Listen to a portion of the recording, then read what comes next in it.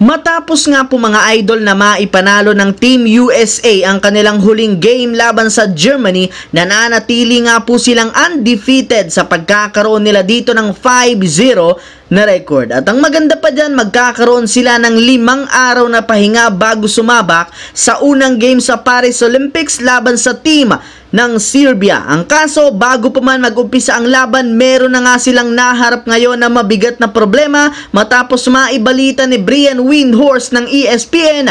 Malaki ang posibilidad na hindi pa rin makapaglaro sa kanila si Kevin Durant sa umpisa ng Olympics dahil sa pagsakit muli ng kanyang injury. At dahil dyan, delikado nga talagang mapalitan ito sa kanilang lineup kagaya na lamang ng nangyari kay Kawhi Leonard na pinalitan ni Derrick White matapos siyang umatras. Sa parte nga ni Kevin Durant, kapag hindi pa nito kinayang maglaro sa mga susunod na game, mapipilitan talaga si Coach Steve Kerr na kumuha ng panibagong player. Bago yan, ang video ng ito ay hatid sa inyo ng 1xBet. Suportahan at manalo sa inyong paboritong kupunan sa NBA, PBA, MPBL at ngayong Paris Olympics at iba pang sporting events. Maaaring makakuha up to 12,000 cash bonus sa inyong first deposit gamit ang aking promo code. Pag tama prediction mo, panalo ka. Simple lang, pindutin lamang ang link sa comment section at mag-register gamit ang inyong GCash account para makapag-cash in at cash out. Isang paalala, tumaya ng responsable.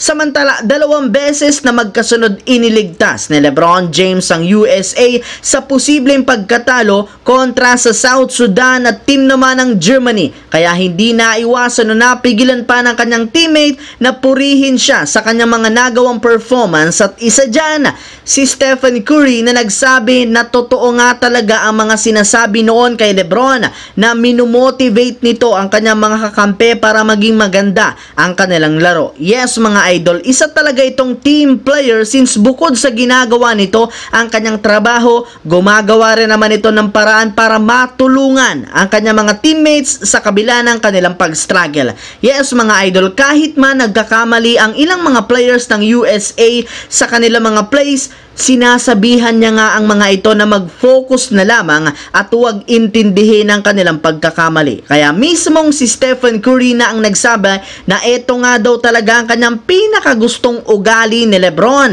at ito rin naman ang mismong rason bakit gusto niya itong maging kakampi. Sa kabilang banda, para nga po sa mga hindi dyan nakakaalam, matagal na rin naman nga po mula nang gawing available ng Washington Wizards si Kyle Kuzma simula pa ng nagdaang trade deadline. Ngunit ni isa mang kupunan, wala pang kumukuha sa kanyang serbisyo since medyo mataas nga po ang hinihinging kapalit ng Wizards sa kanya. Yes mga idol, ayon sa lumabas na balita, gusto nga po ng Washington Wizards na makasungkit ng 2 future first round pick kapalit si Kyle Kuzma sa isang trade. Subalit, wala nga pong team ang naglakas loob na magbigay sa ganito ng kalaking offer. Bagamat man may ilang mga teams na nagkaka-interes sa kanya, hindi rin naman nila ito makuha-kuha sa taas ng kanyang value. Kaya kung gusto nga talaga ng Wizards na matuloy ang trade ni Kuzma, kailangan nga nilang ibagsak o ibaba ang hinihingi nilang kapalit nito at gawin na lamang isang future first round pick. So yun lamang mga idol ang ating bagong video na ating pinag-usapan ngayon dito. Once again, this is your J-Zone TV. Huwag kalimutang mag-like, mag-subscribe, pindutin ang notification bell sa akin channel para lagi kayo maging updated sa mga videos na pinapalabas ko. Isang malaking shoutout sa lahat mga idol. Maraming salamat po.